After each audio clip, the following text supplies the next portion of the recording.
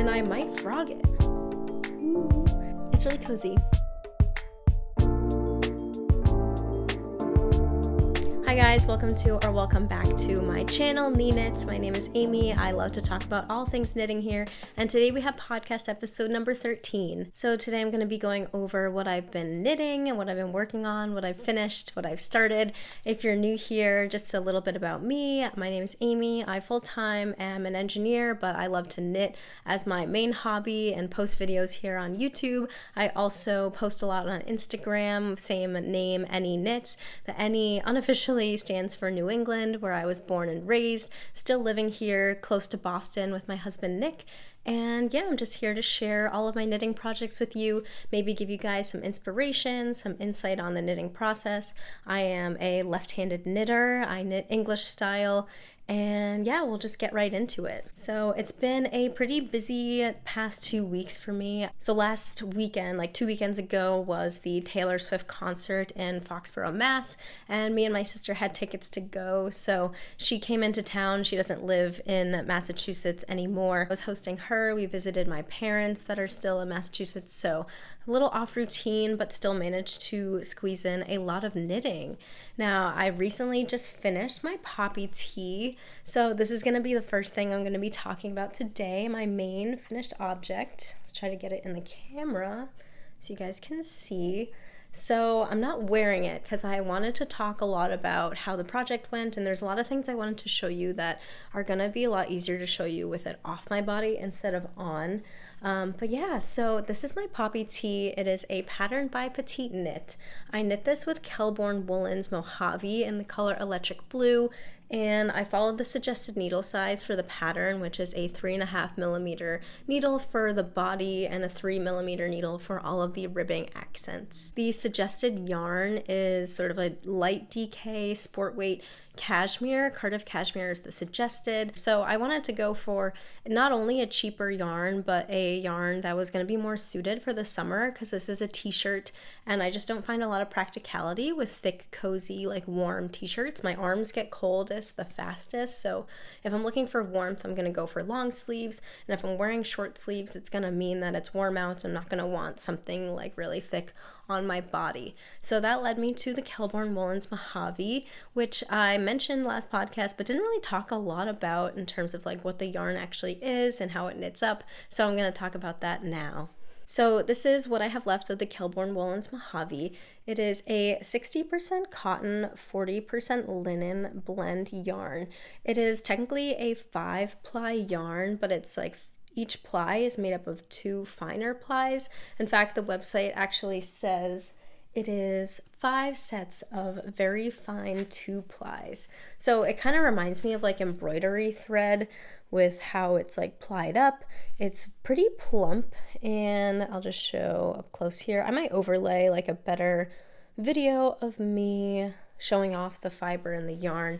It's pretty tightly spun. I kind of like how it's spun. It kind of grips on itself. So a lot of times summer fibers will be splitty, but I did not find any splittiness with this yarn. It was actually quite pleasant to work with. So like if I twist and untwist the yarn in either direction, you don't really get any separation of those plies. So it led to a very pleasant knitting experience. It being cotton and linen, it is on the stiffer side. Obviously you can't really compare it to wool. It's way stiffer. It doesn't have that same spring or bounce back, but I would not say that it's rough. The cotton content in this is Pima cotton, which is the softest cotton, and the linen, linen on itself, like if you have 100% linen yarn, it's going to be pretty stiff in the hands, but really don't feel any stiffness when working with this. I was knitting a lot on this t-shirt, like it was all I was working on for several hours of the day, and I had maybe like a little bit of irritation on my finger, but nothing major, nothing that made me uncomfortable or made me need to put the project down.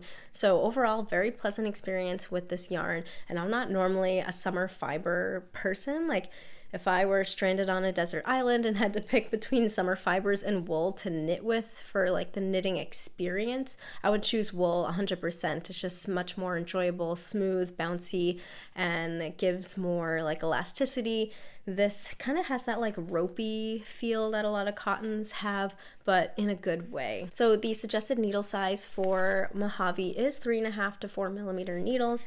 Like I said before, this poppy tee is knit on 3.5 millimeter needles, and I really like the fabric that it created with those 3.5 millimeter needles. It is full enough where there's no like obvious like gapping, or there's no see-throughness in the fabric. You know, it's very thick in terms of like, it's a good fabric to wear, and it's also very plump, but it still has a lot of drape. I really like how, you know, drapey and flexible this is. If I'm showing it off well, it folds really nicely too. Like I had this on top of my dresser folded up, and it's just like perfectly crisp and thin. You know, I'm used to bulkier winter knits, and this is just so small. It takes up no room in my dresser drawer. So really impressed with the fabric. It definitely plumped up a bit after blocking. I soaked it in like a wool wash for about 30 minutes, and I can tell a difference in the yarn, like filled out the stitches, the fabric looks a little bit thicker, all in a good way. You know, it evened out some of the unevenness in my tension, although not all of it. Naturally, cottons and linens are not going to be as forgiving in terms of like your unevenness and tension. So I feel like the fabric looks pretty good. I'm showing you guys up close. Like it's definitely like, I don't know, you can't really see any unevenness at all up close. I can see like some, maybe, I don't know if you guys can see this in the camera. No, it looks better in camera than in person.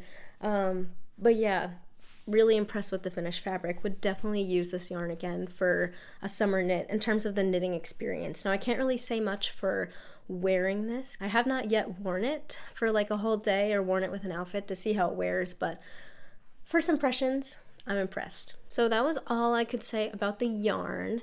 All good things. Let's talk about like this finished garment piece in general. So I knit the size small, which is my normal petite knit size. The recommended ease is around 2 inches, and that's what I got. You know, I matched petite knit's gauge pretty much on point. She says it's a 23 stitches per 4 inches gauge. I measured after blocking about 23.5 stitches per 4 inches, so pretty much right on target. And this has a finished circumference of about 2 inches of positive ease on me, and I think it looks really nice. I did make a few modifications to like the length of the garment. I wanted to make it pretty cropped, knowing that I'm going to be wearing this summer with all of my like shorts, and all of my shorts are like high-waisted, and I didn't want to have to like tuck this in at my waist, because I normally like that to sort of define my waist and give myself a little bit more shape. I wanted this to kind of sit right at the waistline and sort of give me that definition without needing to tuck it in. So I made it a cropped length. The length that I made it is, let's see, my notes here. So I knit it to 18.5 inches long, which is 47 centimeters, and the suggested length is 21.25 inches, about 54 centimeters. So I subtracted about 3 whole inches of length just to give myself that cropped fit. And same with the sleeves, just to sort of match the crop body. I felt like long, like short sleeves would not look like balanced, so I made the sleeves just a little bit shorter as well. Sleeve length from the underarms about 2.5 inches. The pattern suggestion is about 3 inches, so not a major decrease in the sleeve length, but you know, all of those things combined definitely helped me finish this tee at like lightning speed. I only knit this in 2.5 weeks. I don't know what happened, guys. Like I blinked and the project was done. I don't know. I don't normally knit that fast. I wasn't trying to knit super fast. I think it was like with the cool shoulder construction that was new to me. It was really motivating me to keep going and get through that. And once I was on the body, it was all stockinette. Suddenly it was the length I needed it to be. And of course, the short sleeves don't take any time at all. So boom, it was done. I used less than 4 skeins of the Mojave. This is like what I have left of the 4th skein. So pretty like quick project, not a lot of yarn usage. the Kelbourne Woolens Mojave, I only bought for like $11 a hank or a skein. So like total, it was like a $44 project. So that's a win in my book as well for cost effectiveness. Ooh, another mod that I did is the collar here. You can see I did just like a single layer collar with some tubular bind off. The pattern calls for a folded collar, and again, because this is a summer piece, I didn't want the folded collar. I thought that would be too like thick and stuffy, so I just did, you know, half the length of the collar that was suggested, did 2 rounds of tubular bind off setup, and then did the tubular bind off. And you've probably already seen some elastic sticking out, so I did thread some thin elastic through the edge of the collar just to help it keep its shape and not sort of stretch out, which is inevitable with this fabric. I feel like the tubular bind off really helps with the insertion of elastic, because you literally thread the elastic through that tube that forms at the edge. So it was super easy just to sort of thread that elastic through all of the stitches. You know, it's a white elastic, but you can't really even see it that much. And yeah, just tied it in a knot once I like got the length of elastic I wanted, you know, tightened it a little bit to pull in the stitches, but not too much, and then kind of just tucked in the elastic, and yeah, it is good to go. So let's talk about this shoulder sleeve construction in the poppy tee. I had mentioned in the last episode that I was drew to this pattern because of the shoulder construction. It sort of mimics a like set-in sleeve, and I've never made something that looks like this before. This is seamless, and a lot of you guys had great comments. This was like definitely the most informative, educational comment section I've had so far. So I kind of compiled what people were saying in the comment section, kind of did my own research, and here's what I found. I'll first just talk about what this construction actually is. So petite knit has you start the back kind of like a drop shoulder. You knit the back flat while doing these increases along the back shoulder, and then you get to a certain point where you stop, and then you pick up along this back shoulder line to do the fronts of the shoulders. Again, you're still knitting flat, and then once you do a portion of the front of the shoulders, you then pick up along the side of the shoulders, which is right here. You pick up along the sides of the shoulders, and then you knit the sort of sleeve and the shoulders all at once with specified increases to create this shape here, which from the front, you know, you have a little shoulder cap that sort of wraps around your shoulder, and then you have this vertical line that is supposed to sit kind of like right at that vertical line where your shoulder ends and like, or like your body ends and your arm begins. And it's sort of the same along the back with just a tiny bit of variation, because you do have that back shoulder shaping that sits along the back of your shoulder, but eventually you do get to that same vertical line that sits like at the same spot at your back, like right there where your arm ends and your body begins.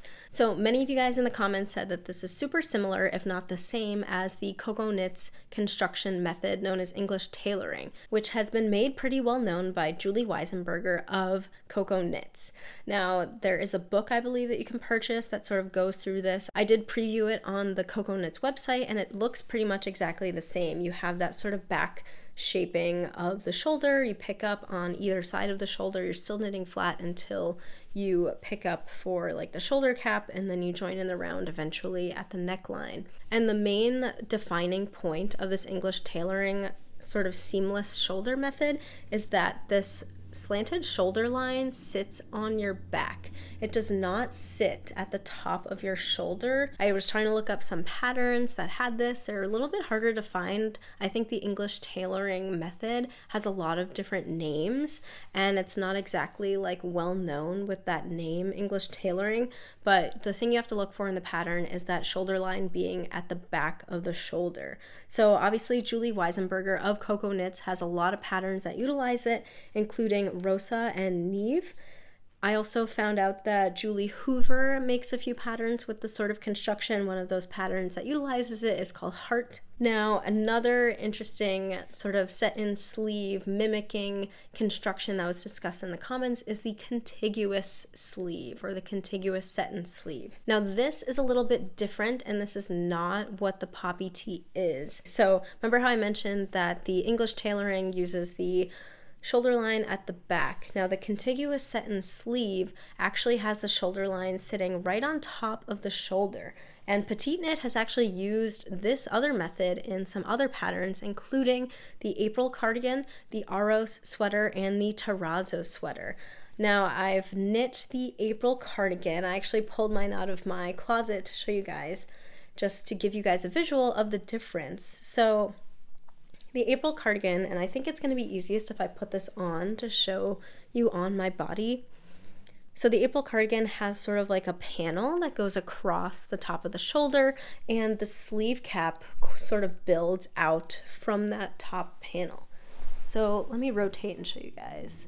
So if you see here, this is like that top panel, and you can see that both the front and the back panels come out from it, as well as the shoulder. Now you still get that very similar vertical line that I get in the poppy tee that goes right along like the edge of your arm and your body, and that's the same vertical line in the front and in the back. But this top sort of seam, it's not really a seam, but you know, this panel sits right at the top of the shoulder. Now this is contiguous. I think this construction is a little bit more common to make that sort of seamless set-in sleeve look. It doesn't have to be this thick of like a panel. It can be a single row of stitches. It can be a column of stitches that can have some sort of decorative stitch pattern. So there's a lot of variations there. I did look up some patterns that utilize the contiguous sleeve method, and some of them include Neon by Joji Locatelli, Berlin by Annika Streaked, and Aldous by Isabel Kramer. So I flashed those pictures on the screen. Hopefully you guys can sort of see a difference. So I'll try to hold both of them up at the same time, or maybe one at a time. I'm realizing I might not be able to do both at the same time. So like this is the contiguous sleeve. There's the front, there's the back, and here's the top. It kind of has like a more symmetrical look. And then the English tailored Coco Knits method sleeve. This is the front, this is the back, and then this is the top. Realizing you can't really see the top of my face is in the frame. So yeah, a little bit different there, definitely educational. So thank you all of you who put all that info in the comments. I hope I summarized it correctly, and that's what I learned from what everyone said, as well as like my research online, learning a lot about knitting techniques. You know, I'm not a knitting designer, so all of this is new to me. I think it's pretty fun to learn about. So yeah, I think that's about all I can say about my poppy tee right now. Like I said before, I haven't had a chance to fully wear it like out and give it like a test drive. I really wanted to wear it out to my birthday dinner, which was last weekend. Well, it was supposed to be last weekend. I got sick. I don't know if you guys can tell in my voice. You might be able to tell a little bit. I'm just getting like off the tail end of a cold. I saw Taylor Swift last weekend.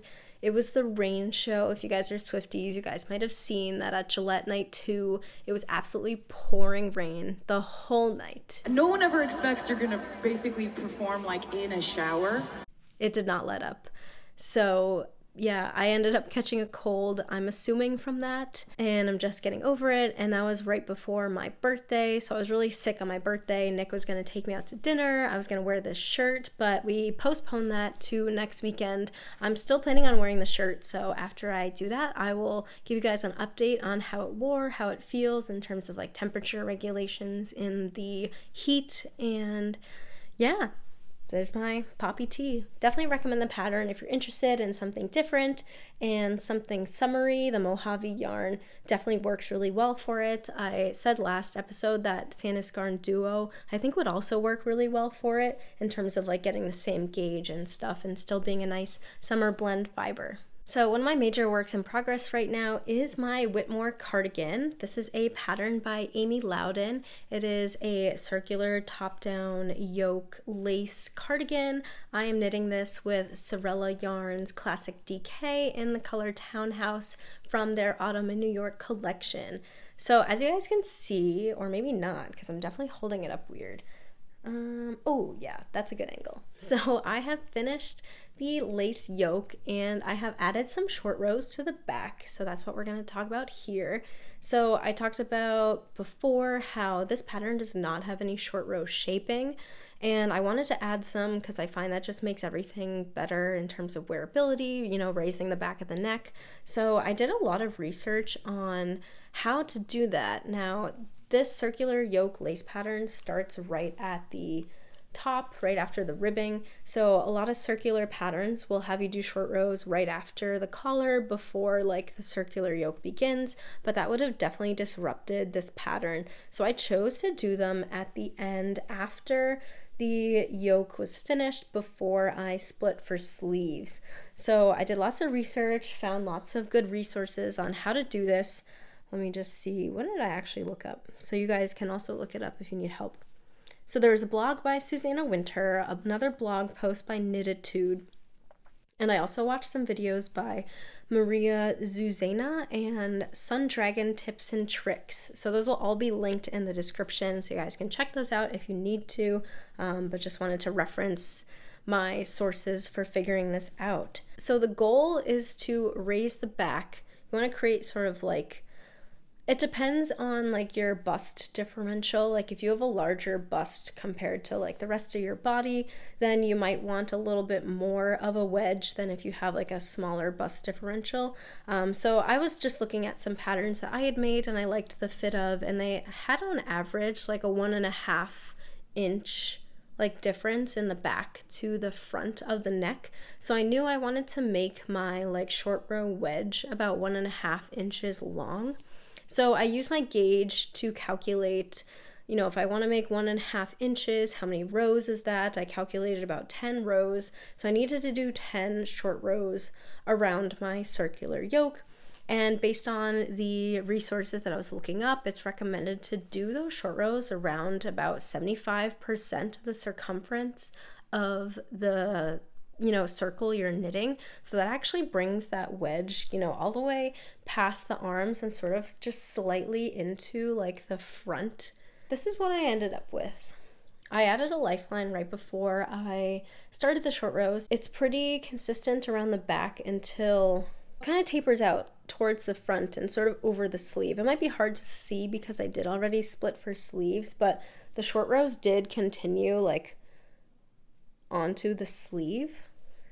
So you can see here, like that gray line, this is the front of the cardigan, and then this is the back. There's obviously a big difference in rows, which is exactly what I wanted. I did take some clips of the sweater sort of laid flat before I added the short rows, and then I took a clip after I added the short rows, and it definitely did what it needed to do. It raised the back of the neck. You can see the difference in how it lays, and I'm hoping that it'll help with the fit. I feel like it's hard to tell now. Like I can't really tell if it did a big difference until I like knit more of the body and like try it on more.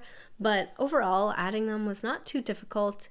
I had to do some math to figure out how to get the short rows centered, how many stitches I needed to do with each pass. And other than that, it was mostly just experience from doing it before in other patterns that made it pretty simple.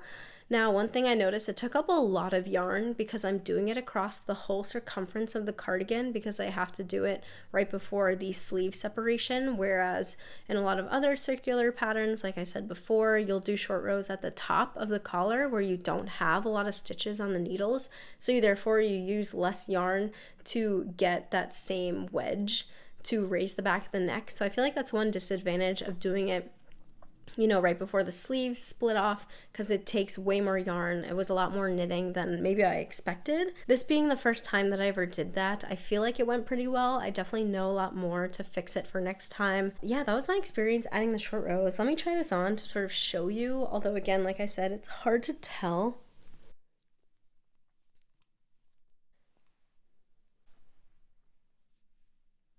So like the back extends down to there, so if we like line everything up, it does kind of shift everything like that. I don't know, it's really hard to see on camera. Again, the flat lay definitely shows it a lot better than it does on me now. Now, the funny thing is, I did all that short row work. I think it went pretty well, but I'm trying on this cardigan and you might be able to see that, I don't know, I feel like it's a little big. Like, I feel like it's bigger than I want it to be. Now, I had some difficulty picking a size for this cardigan when I started it. The size small was gonna give me 0 inches of ease, and the size medium was going to give me 3 inches of positive ease. And the recommended ease for the pattern was 0 to 2 inches of positive ease. Now, I don't know why. I don't know if this is normal with like other knitters or maybe knitters who are used to knitting like oversized boxy sweaters like I am, but I'm scared of 0 ease and I'm scared of negative ease. And I don't know why, but because of that, I just didn't want a cardigan with 0 inches of ease. I just thought like, oh, I'm not gonna be able to button it. It's gonna look too tight. It's gonna like squeeze against like my stomach, which I'm not gonna enjoy. So I opted for the larger size, the size medium, which was supposed to give me 3 inches of positive ease. But you can see I have it on. I feel like this is a lot more than 3 inches of positive ease, especially if you look at the back. And like all this fabric here, I don't know. I need to measure it, but I'm scared that it's too big, and because it's a circular lace yoke, I feel like having too much ease with circular yokes, it looks kind of frumpy. Like I feel like it needs to be, you know, that suggested 0 to 2 inches of positive ease like the pattern said, and not, you know, 3, 4 and more inches of positive ease. So because of that, and again, that has nothing to do with the short row shaping that I did to raise the back, I just think it's too big and I might frog it. I don't know. I'm like not feeling too confident with how it's turning out, and I haven't blocked it yet. And this lace is only going to open up more. Like if I pull on it, like after blocking, it's going to flatten out. These yarn over eyelets are going to grow, and like, you guys see how like much bigger it is than my body? Like, it's huge. I don't know. I'm scared. I've always been a knitter who's been too stubborn to frog things. I'm always thinking like, I put in all this time and effort to knit that. Why would I undo it all? But I don't know, with this project, I am feeling that energy to undo it just to make it fit me better, because I really want to have a finished piece that I'm going to love.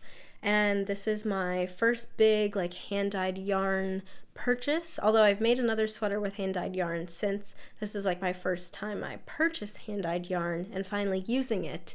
And it was a big investment, and I feel like because it was such a big investment, you know, I want to make sure that this finished object is exactly how I want it. So I feel like I'm willing to frog it all and start over in the smaller size, just knowing how it knit up.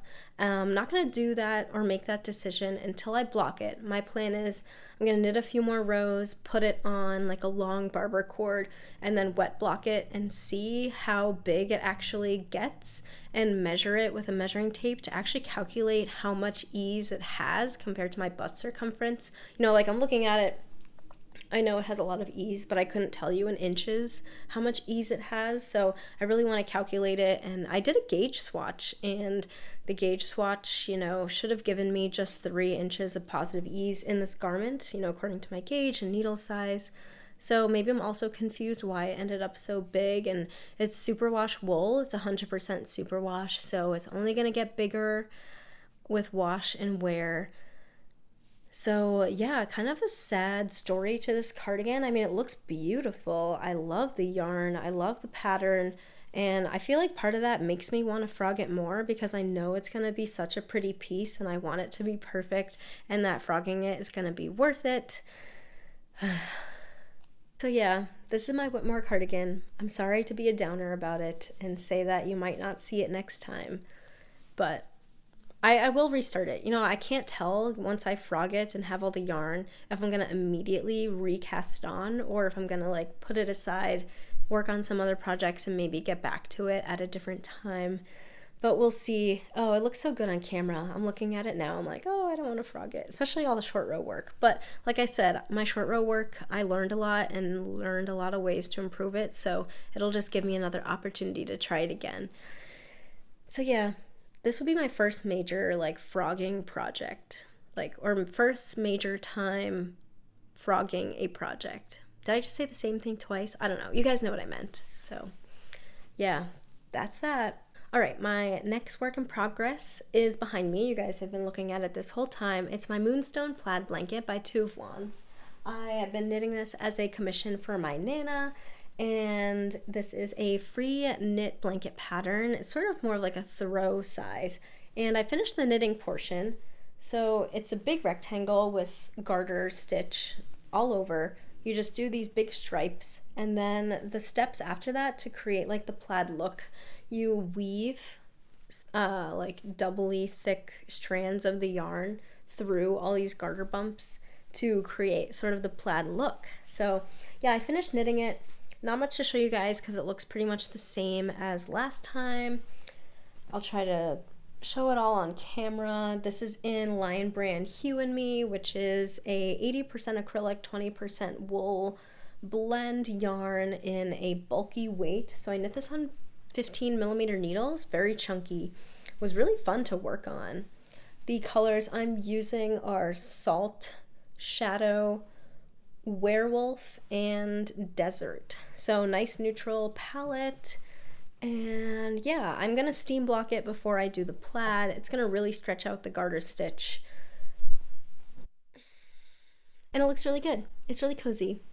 I really want one for myself now. It's gonna be sad to give this away, but it was a fun experience. Would recommend the yarn for blankets. It just creates this really squishy, thick fabric that I can totally see myself just like wrapping myself in on the couch watching TV on a chilly day. All right, next project. I've made some progress on my Musselburgh hat. You guys haven't seen this in a while, but I didn't think there was much to talk about. You know, it's just plain stockinette. This is the Musselburgh Hat by Isolde Teague.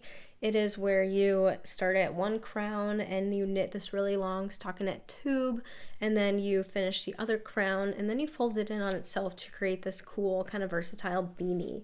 The yarn that I am using is Dirty Water Dye Works Lucia Fingering in the color Sprinkles. So it's just this white base with some kind of neon-y green, purples, and blues to create this really cool, like speckly hat. Kind of looks like sprinkles on top of ice cream, which is really cute. So my plan is to use the whole skein of yarn. This is a 4-ply fingering weight yarn, so it came with like 463 yards of yarn. My plan is to use it all. And I was trying to figure out like how long to make the hat before getting to the crown. And I'm at the point where I actually can invert itself, you know, kind of pretend it's almost done and see where I'm at in terms of length, because it looks really long. And I'm like, wow, is this like almost ready to cast off? But I'll show you in a minute that not quite yet. Definitely have a lot more knitting to do because I want it to have a folded brim. Now, if you don't want a folded brim on the Musselburgh, you can get away with making it shorter. So I just sort of inverted itself, and I'm trying to line up my needle where the crown begins at the other side. So like as if I were to start the crown right at this point in time. Hold on, I dropped some stitches. I'm just lining them up, kind of evening out the fabric. This was faster off camera. All right, well, it's good enough. It's not perfectly like folded in on itself, but pretty close. So yeah, I just tried this on earlier to sort of see how it fits. This is like my first try on earlier in the day, and I was impressed. You know, it fits really well. So I do want it to have a folded brim and still have some slouch on top. So if I were to fold this up, you know, like right now, it's not covering my ears. And I don't want to pull it too far because I don't want stitches to pop off the needles. But yeah, I still have definitely like a few more inches to go. And based on the amount of yarn I have left, I think, you know, it's going to work out well where I'll use up pretty much the entire skein of yarn and have like a nice doubly folded beanie.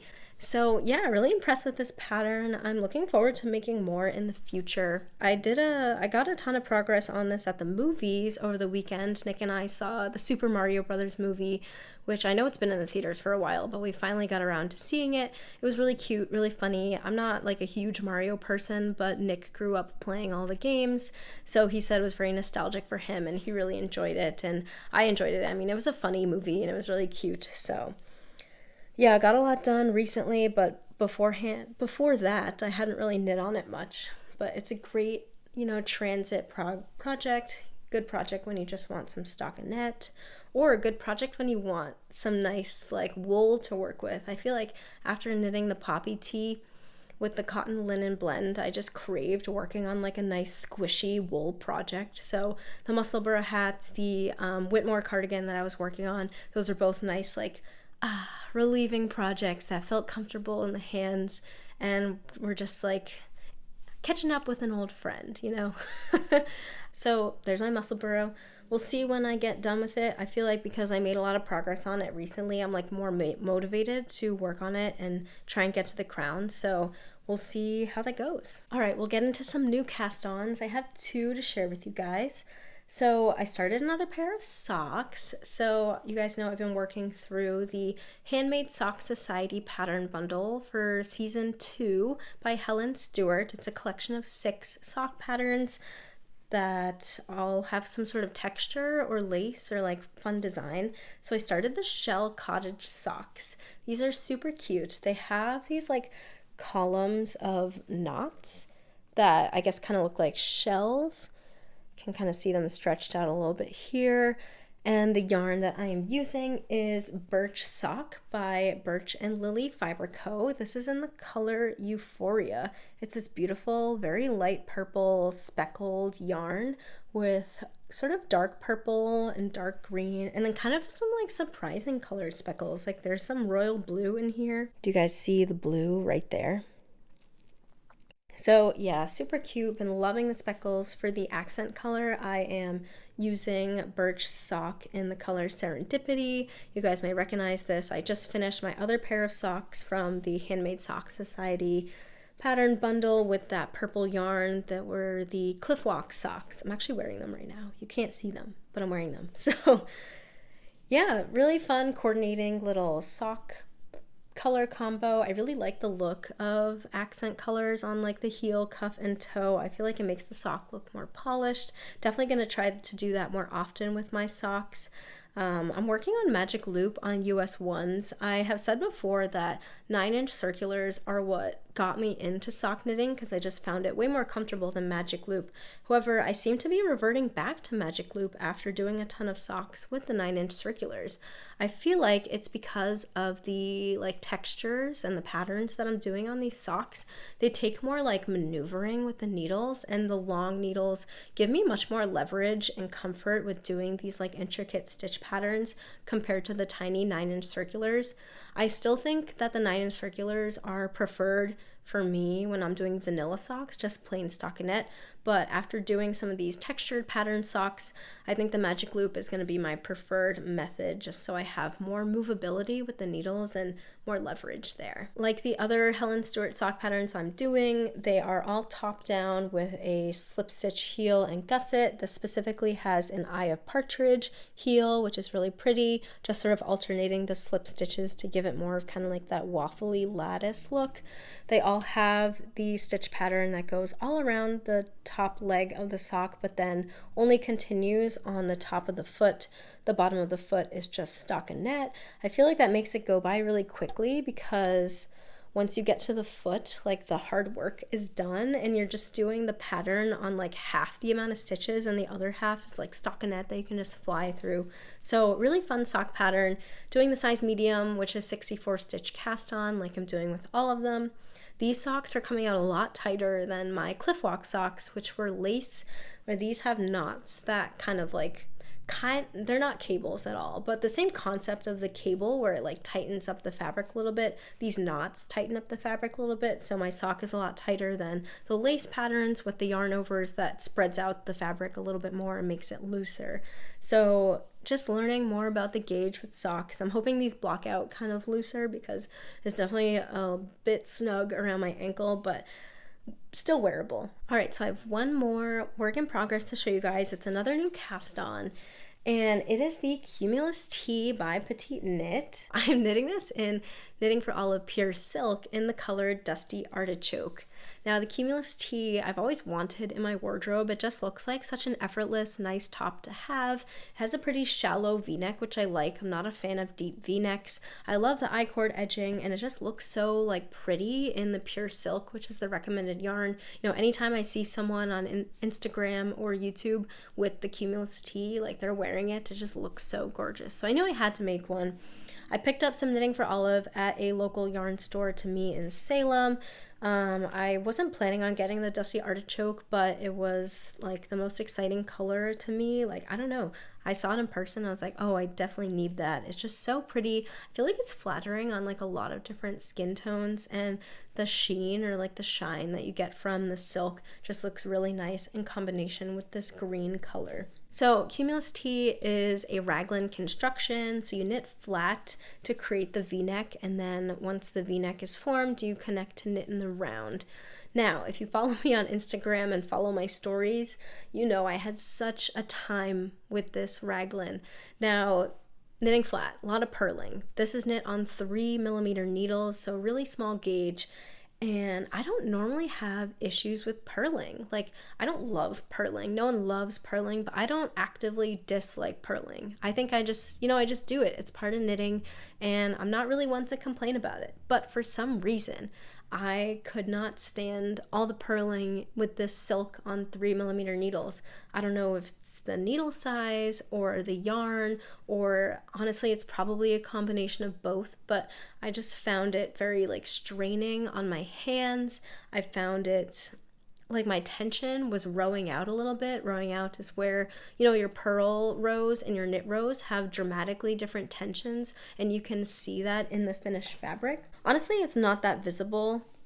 Can you guys see that? There's one picture I posted on Instagram where it's pretty obvious, so maybe I'll just like pop that up here so you guys can see that there's like some pretty obvious discrepancy with like my purl rows and knit rows, and it was bothering me a lot. You know, I don't like rowing out.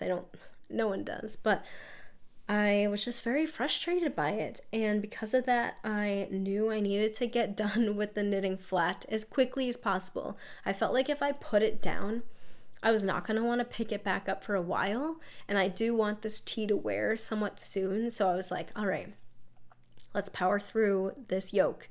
I was sick over the weekend. I didn't have any energy to do anything except sit and knit, so it was kind of the perfect opportunity for me to just crank it out, as painful as it was.